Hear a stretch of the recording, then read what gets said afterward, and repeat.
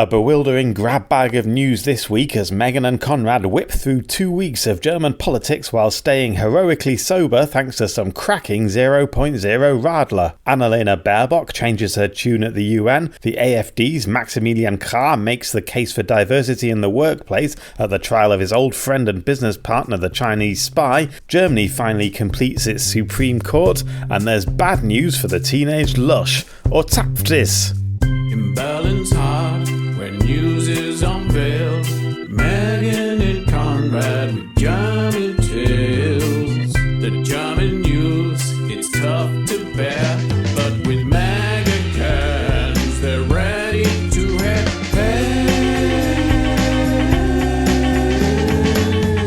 Konrad, daily news at hand. Megan feels to spare time to crack those cans. With each sip she takes, the mag is her shield. But will it last the news? 'Cause that was the deal.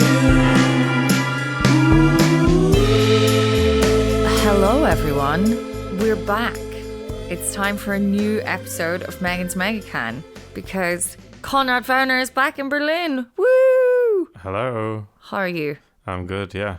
Tell everyone where you've been. It's been very cool. I've been to northern Norway. I communed with the Northern Lights. Did you see the Northern Lights? Yeah. You see, Class. I mean, they're kind of as long as the sky is clear, you can kind of see them every night. But sometimes they're really, really bright. I just saw like one big streak. Amazing. But apparently there are certain days where it's just like the whole sky lights up. I would love. I have now seen them twice last year because they were visible in Northern Europe, which is wild. But it's fascinating. It's just bits of the sun falling into the atmosphere. It's really cool. Like I don't. Yeah. So I did saw a little bit of Northern Lights, and I learnt in the indigenous people of Northern Norway think of apparently they're thought of as the souls of dead people originally. One of the interpretations of what they are.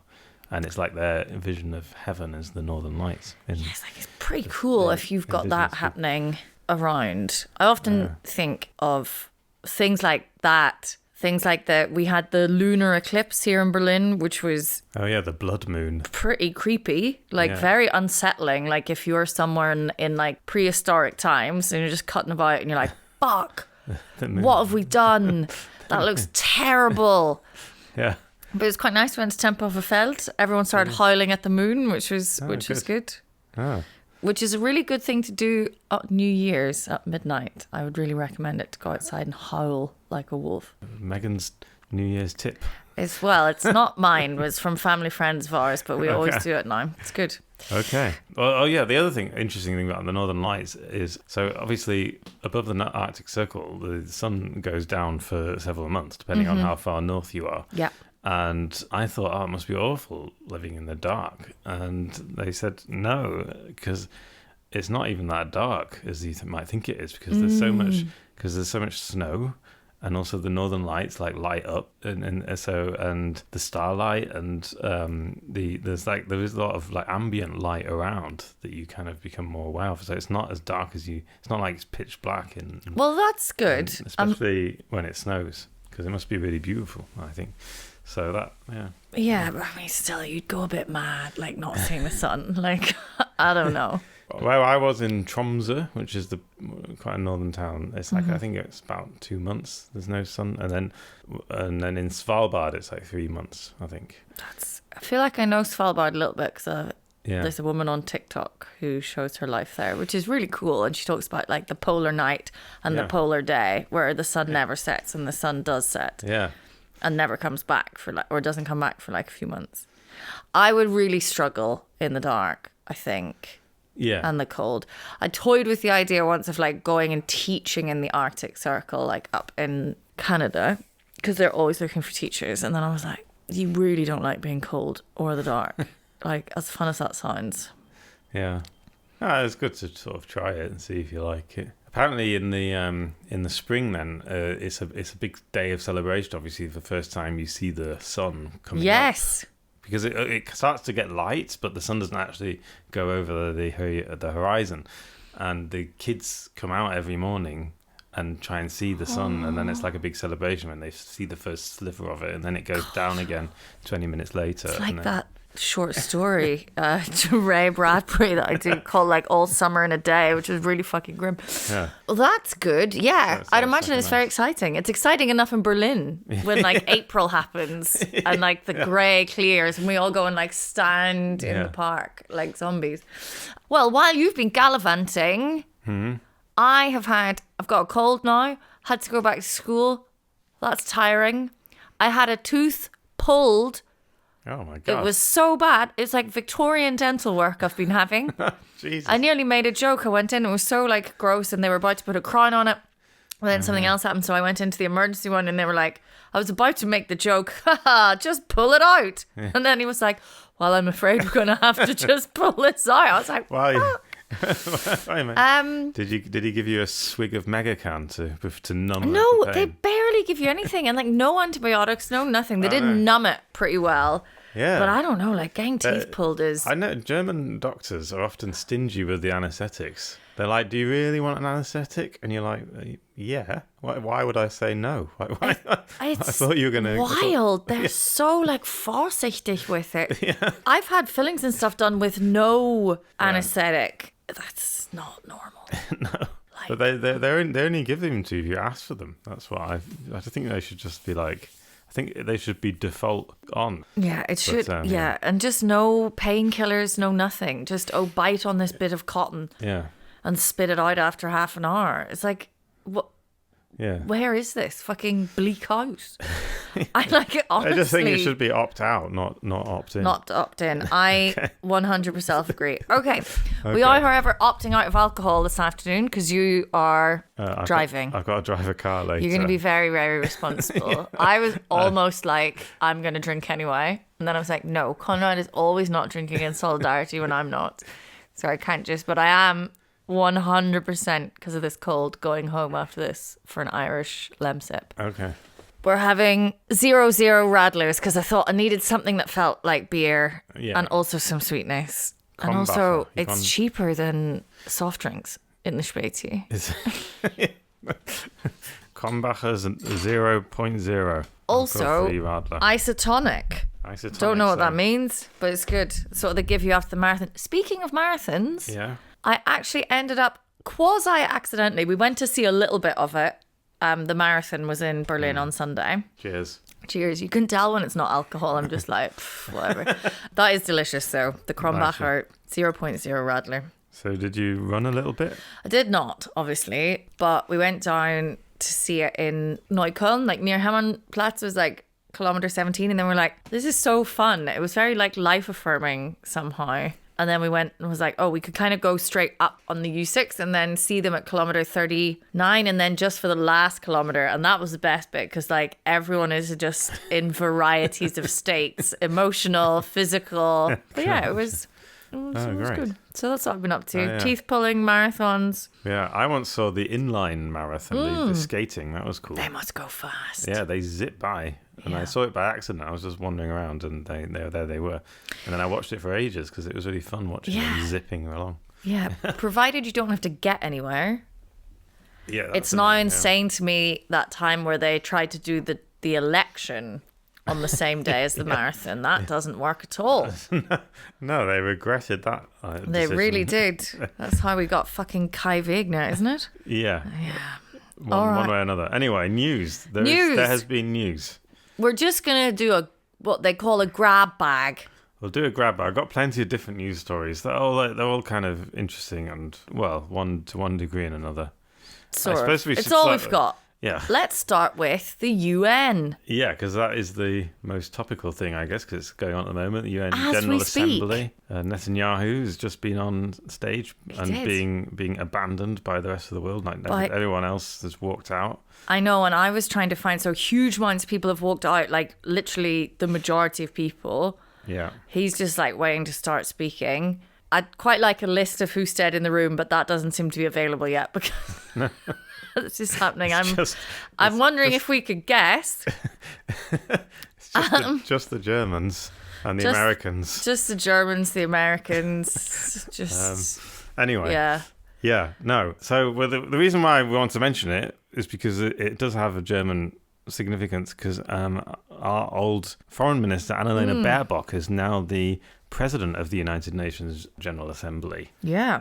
For 1 year. It's a 1 year only role. They rotate it to different continents every year. So, and yeah, this time it's Annalena Baerbock, and she got the job via a little bit of controversy. Do you know about the controversy? There was some other person, wasn't there? Some other woman who has been working within the UN, doing the job. No, she was working in the German Foreign Ministry. Oh, sorry. Yes. She was a top diplomat. Who's been doing the work of this. She was called Helga Schmidt. Yeah. Much respected German diplomat of, decades-long career.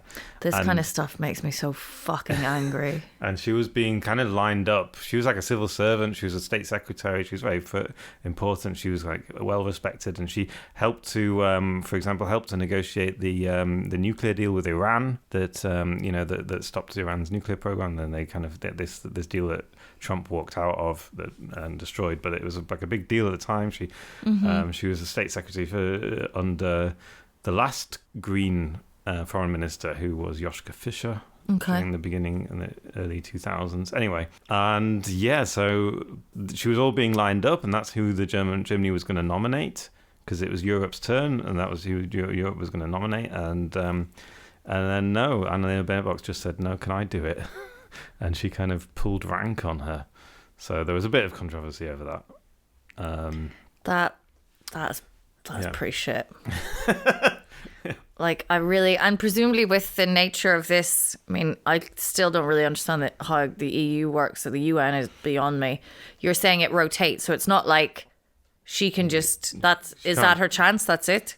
Well, I guess next time it's Europe's turn, I guess they could choose, but now they're not going to do another German woman. Probably not, no. So she's really... Yeah. Oh, that's really tough. That is tough. But at least Baerbock had to, apparently, I was reading today, sit behind Trump as he just rambled on about Germany being badly managed, and then just all this like absolute horseshit. Like, obviously, but it was very first like, yeah, but now they're giving up on renewables and going back to nuclear. I was like, I actually think Germany probably should, but we hate nuclear energy for some reason. Well, he spent ages just talking about the fucking tiles on the flooring. Do you know about this? Oh, yes. I was going to do your building. Yeah. I offered you marble floors. Yeah. But you wanted terrazzo. You notice you're walking on terrazzo. He is just everyone's drunk fucking uncle. He sounds like a dodgy builder. He is a dodgy builder. That's what he fucking is. He was like, who did this escalator? Absolute cowboys. He was like that. Yeah, what an absolute twat bag. Anyway, but more seriously, more interestingly, Baerbock also made a speech at the UN where she talked quite a lot about a letter she got from some Palestinian children. Did you hear about this? No, I haven't. So she was going on about like the Palestinian genocide and how sorry she was about it, and then how sad. And then like people on Instagram, as they do, kind of pulled up this speech that she did in the Bundestag a year ago, where she kind of said, in certain situations, it's okay for schools and other civilian infrastructure to lose their protected status.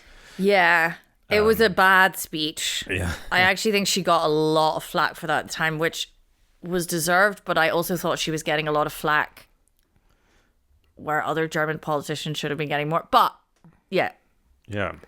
So she got a letter from Pat, like... Yeah, she just talked about how sad she is. Well done, Annalena. Yeah. Vadapul is also there. Merz is not there. No, Merz... He's had to stay at home about the budget.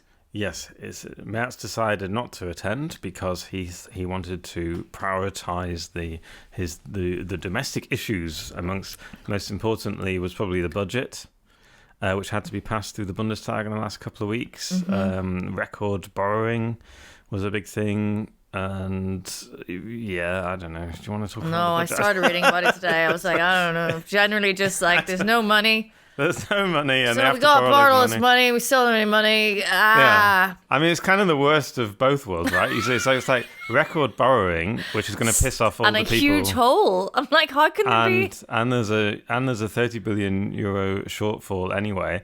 And they're going to have to do like austerity measures, according to Lars Klingbeil, the finance minister.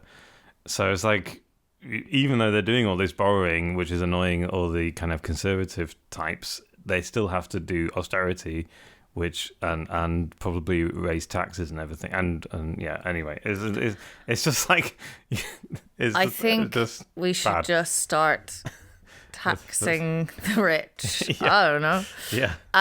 Could do that. I was also seeing so Vadapul in the UN strutting around, having to walk a very difficult line, as Germany is, because everybody wants to talk about the Middle East and no one can be normal in this country about it at all. And also, I don't really know what any of this means, but Germany's trying to get on the Security Council again. So he's got to go around and like schmoozle people. Yeah. I mean, it's not a permanent member of this. No. It's just one of the... But they just want in again. Yeah.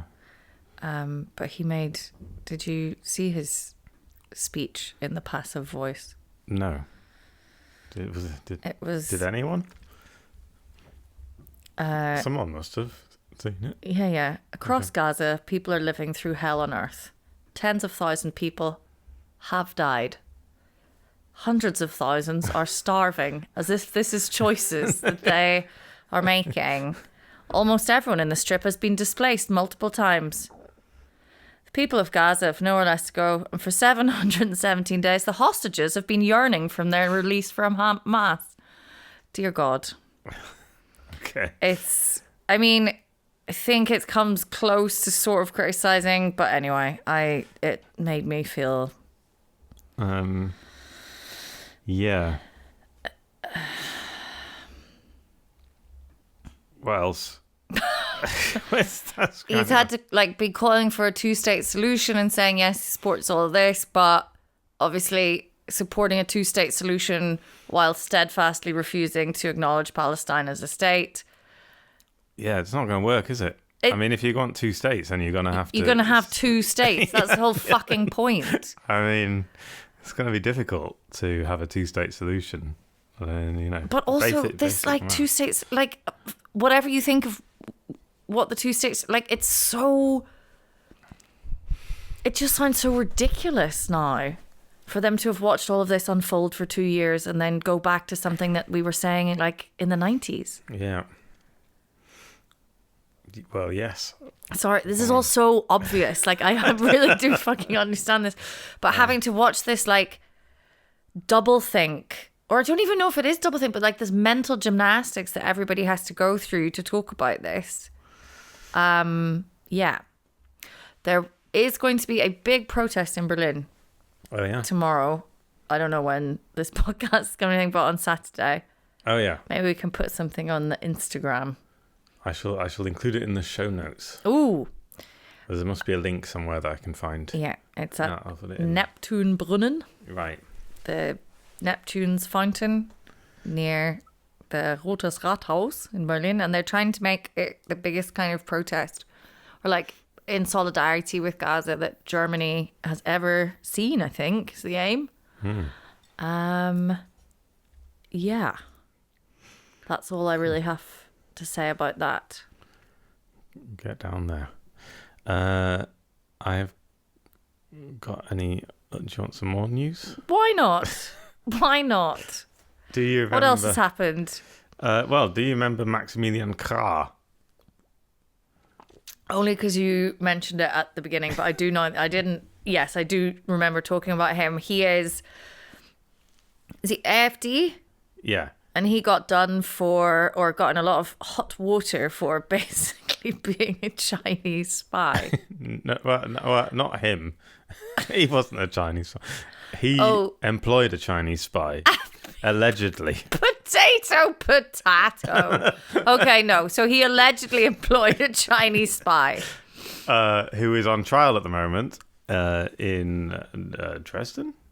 and he had to testify as a witness and to talk about his former employee and former assistant while he was a European Parliament member. Some context about Maximilian Krah. He was a big TikTok star. He's the guy he made a big name for himself on TikTok, being really right-wing and AFD. Trust the AfD to go onto TikTok and actually work out how to use it, which is unusual for a German politician, but then immediately get used by the Chinese government to spy on Germany. Which is also TikTok, obviously, also big Chinese thing. I know, yeah. Oh, that was your joke. Sorry. That was the thing.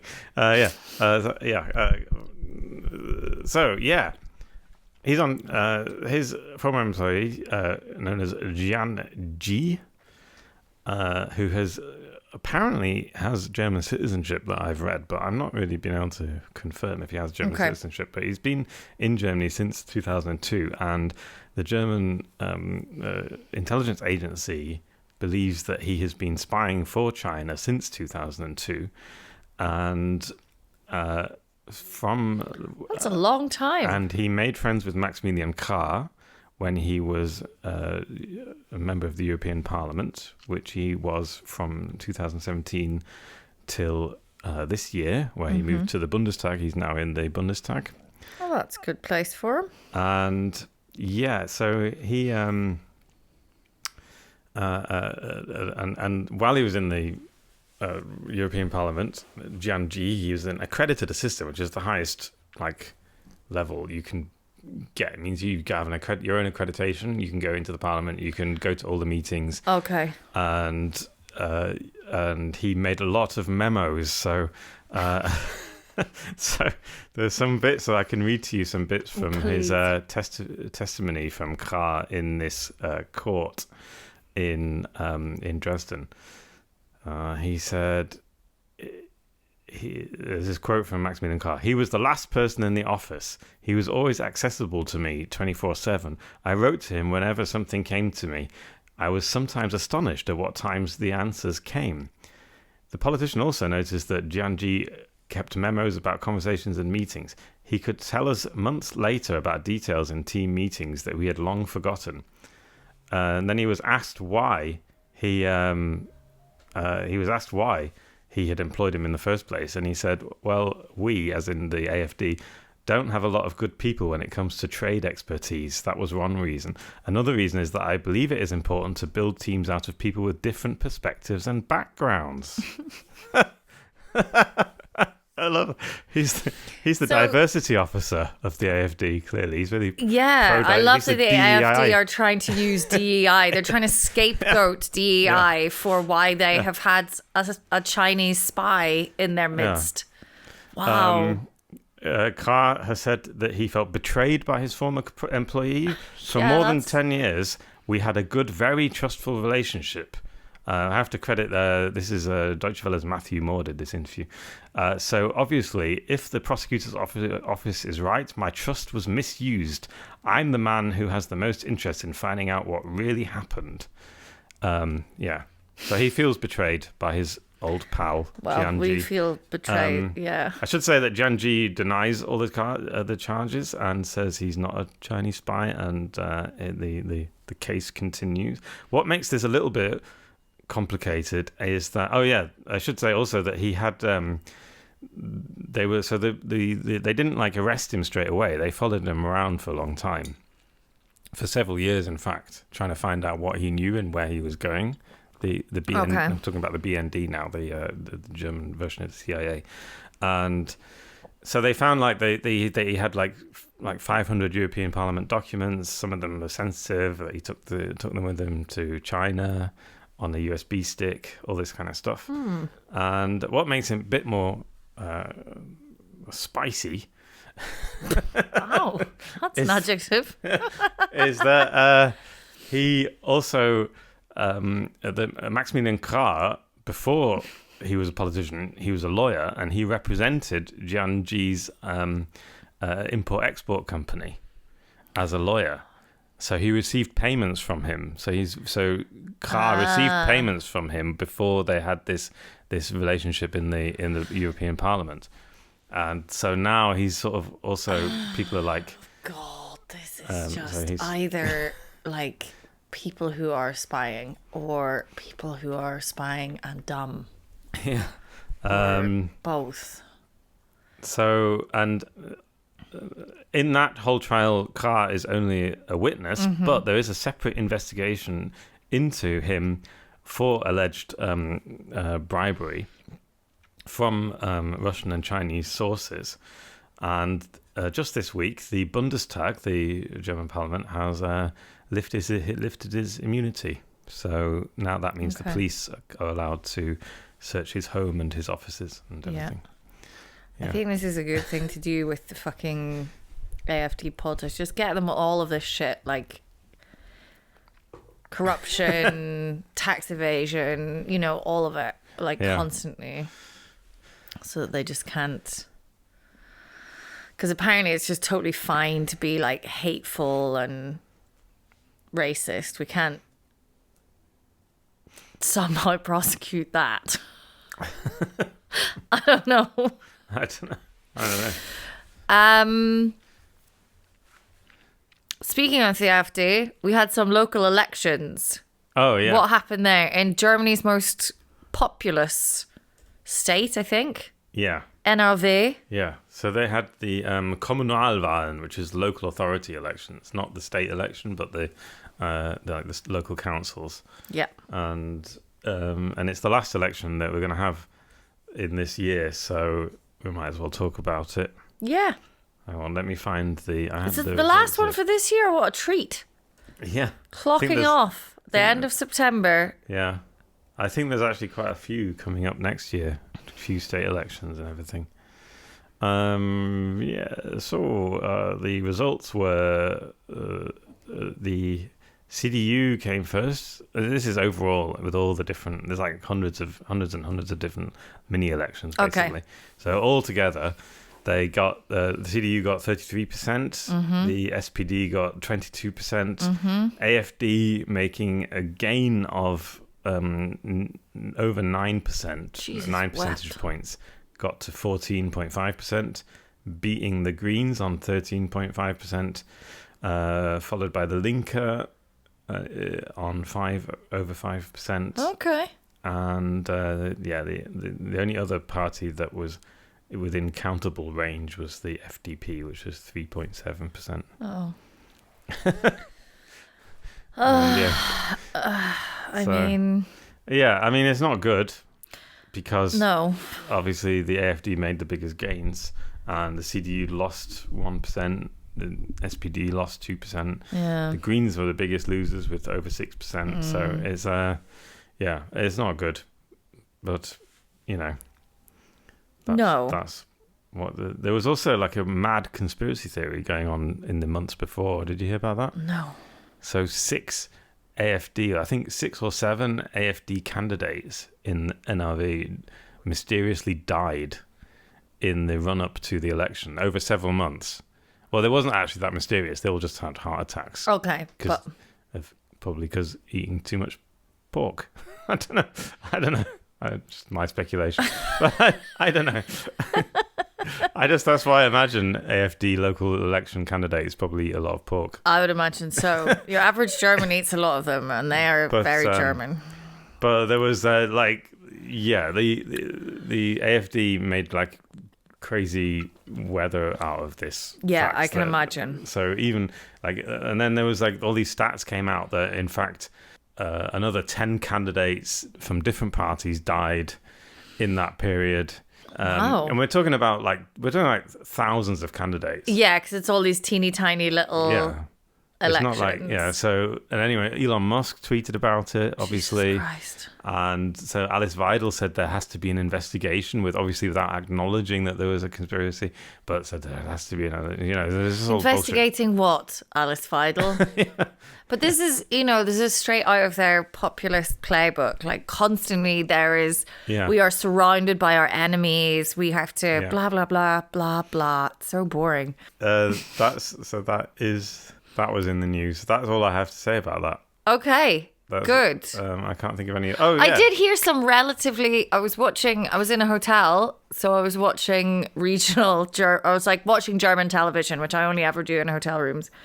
And I do think, I've obviously forgotten everything, but there was like some mayoral elections happening in Brandenburg that were expected to go big AfD, and they actually didn't get an outright majority. So they're going to have to go to a Stichwahl, so they have to do a runoff. Yeah. I don't know whether good? that's indicative of it, because I think mayoral elections are very much about like local personalities and stuff. Yeah. So I don't know if that's indicative, but if it's a small glimmer of good news coming out of the AfD stronghold with which we are encircled, then I will take it. Well, I know that a lot of local councillors and mayors, when they run for office now, kind of leave their parties. They go independent because they just don't want to have to try and defend the federal government or any of the big parties. So they just say they're like ex-SPD or ex-CDU, and they just go they just go independent to run in the election, and they have much better chance of winning. So they often, I think that kind of thing happens quite a lot now. So it might not be very indicative of anything. Well, but we can file that under in our good news section. Yeah, sorry, I or jumped slightly ahead good there. News. Slightly good news. Do we have some more judges for the Supreme Court? Oh, yeah, I'm glad you asked. So am I. So you might remember at the beginning of the summer there was a slight scandal over the brilliantly named Brosius Gersdorf. I think this is quite a big scandal, to be honest. From Potsdam, Frauke Brosius Gersdorf. Frauke Brosius Gersdorf is quite the name. Yeah. Sounds like a chemical compound. Yeah. And you could like make a bomb with her. Yeah. Probably. Anyway, so she was basically hounded out. She eventually dropped her candidacy because there was a massive online hate campaign against her because of her fairly reasonable opinions about abortion. Completely normal pro-choice opinion, like the most bland opinions. So, and but it was enough of an upset because enough CDU MPs voted against her or indicated that they were going to vote against her. So the government had to basically suspend the vote and postpone it until now. So it happened this week, and they voted in the 3 new candidates without mishaps or massive rebellions in the CDU or anything. There were 3 new judges: Günther Spinner, Sigrid Emmenegger, and Ann-Kathrin Kaufhold. Were all voted in, nominated by the CDU and the SPD, and they got enough votes with the Green Party's help, and which but that didn't, of course, stop the AfD from trying to besmirch the names of these candidates. I couldn't think of a good verb. What's there. I was trying to think of a good verb. Are you trying to translate from German in your head while you're reading it? No. I was writing. All right, so you're just. What is the AfD's problem with them? Well, there's this specifically Ann-Kathrin Kaufhold. Because she's a lady and she wants a job. No, they just basically were looking for anything. So they found an interview that she did in 2023 in which she suggested that they asked about climate change, and she suggested that since the parliament and the government aren't doing enough to do for climate change, there could be legal means of going through the courts to try to force action on climate change.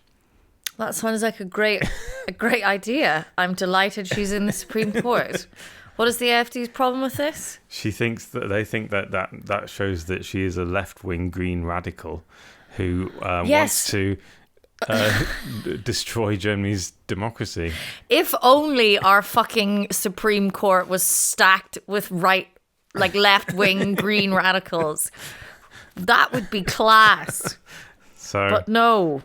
Yeah, and they kind of clipped out a bit of this interview and took it out of context. Of course. Made a big thing on it. But it's too late now because she has been voted in. And now she's going to... Congratulations. So, yeah. That's that. Okay. That's happened. Also happened. I think we're whipping through these, aren't we? We are flying through this. Bad news for 14-year-olds. Right. Yes. Begleitetes Trinken.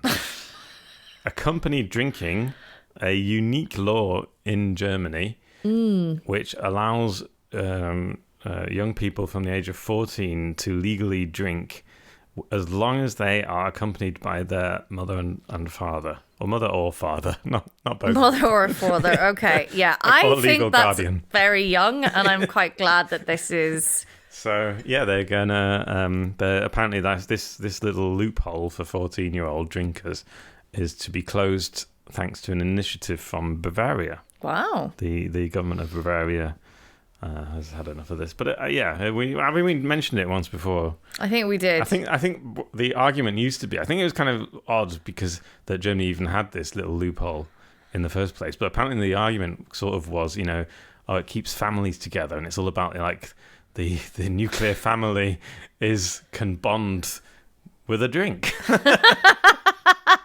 I guess. I mean, you can already drink here, like go and buy wine and beer from 16. Yeah. So I think 14 seems... Yeah. I wonder, though, why...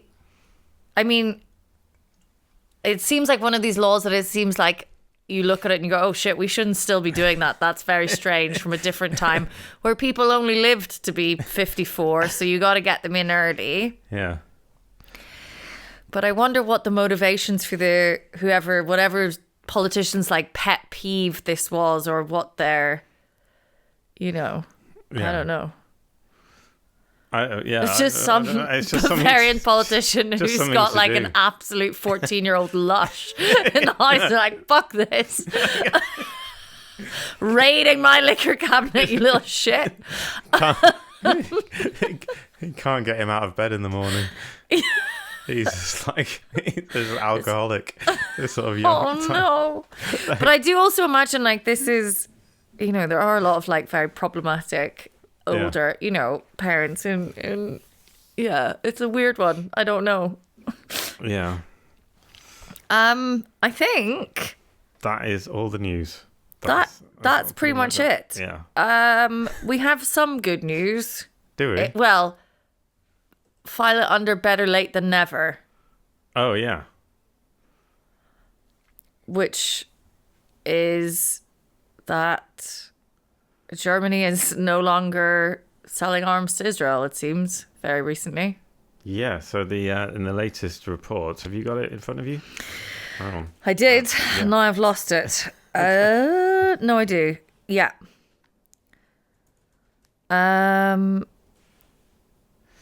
Right, yeah. On the 8th of August, Merz announced that, and I'm literally just reading off the Deutsche Welle here. Okay. So he was like, for the time being, no exports of military goods to Israel that could be used in the Gaza war would be approved. And we're all like, well, they're not going to give you any proof. Germany's always constantly being like, but they wrote it down on a piece of paper that they weren't going to use it for war crimes. Like, yeah.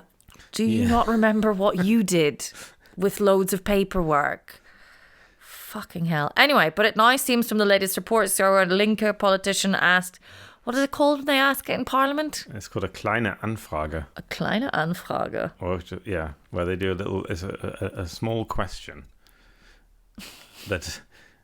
And basically it means that any parliamentarian is allowed to ask the government any question, and they have to answer, and the answer has to be published. Yeah. So the Linke politician, whose name escapes me, Ulrich Toden. Thank you. I've got it here.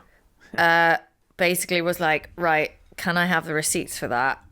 Mertzi. And that was on the 12th of September, and apparently in that like 5-week period, no arms sales. No new licenses have been granted, yeah. I believe. Yeah. So for arms exports to Israel. So that's quite good. I mean, it's better than what was happening before, which is, I can't, like, the Deutsche Welle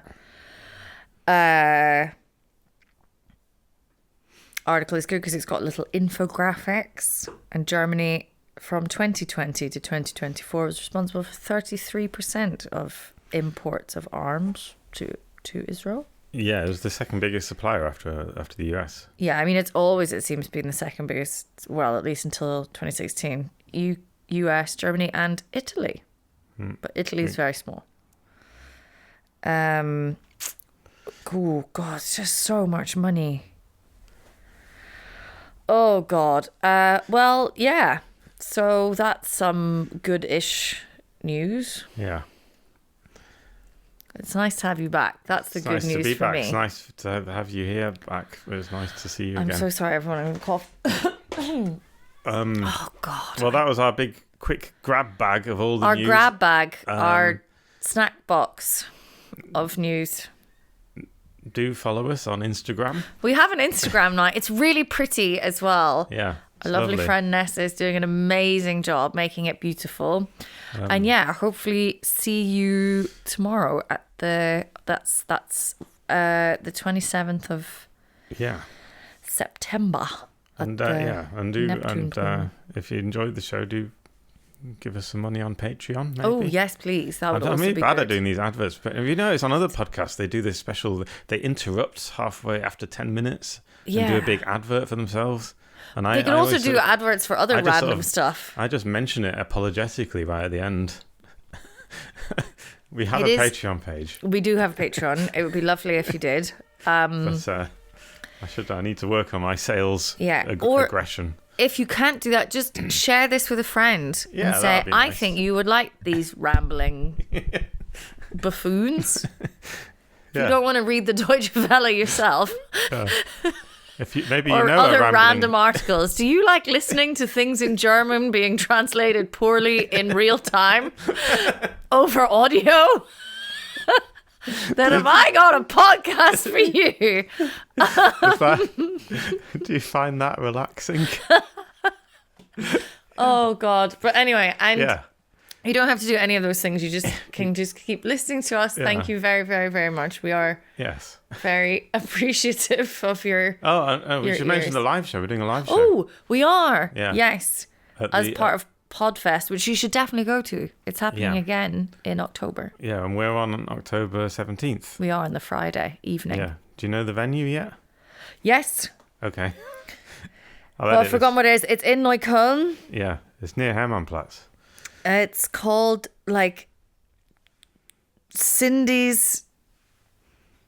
Not Cindy's. What is it? Something like that. Do you like listening to people Googling stuff in real time? I'm so sorry, everyone. That's absolutely terrible. It's not loading. We should have prepared this.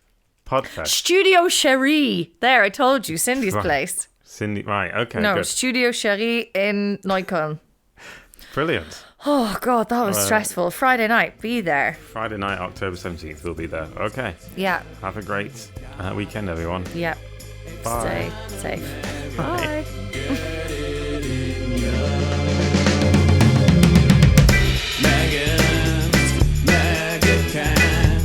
German news in English with a cocktail can. The German news, it's quite a test. With Megan's Mega, you're feeling refreshed. Ooh, Megan's Mega can. German news in English with a cocktail can. Deutsche Nachrichten sind düster und schwer. Down the Mega. Defy the fear. Yeah. It's actually quite a positive message to give to people. So. I like to think that we have quite a positive impact on our listeners. I hope so. Because we try and get them to defy the fear of listening to the news all day. I mean, it's better than reading a German newspaper.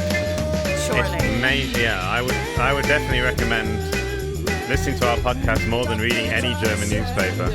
German newspapers barely have pictures. Like fucking, it's just a brick of text.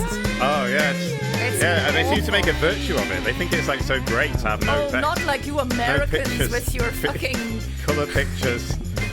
decadent pictures in your newspapers. Yeah, What's that? A crossword puzzle? Oh, no wonder you had Trump. Jesus Christ, everyone! Like, there's a middle ground. You have to concentrate on the news. It's very important. And you have to like keep it there. Just have a mega.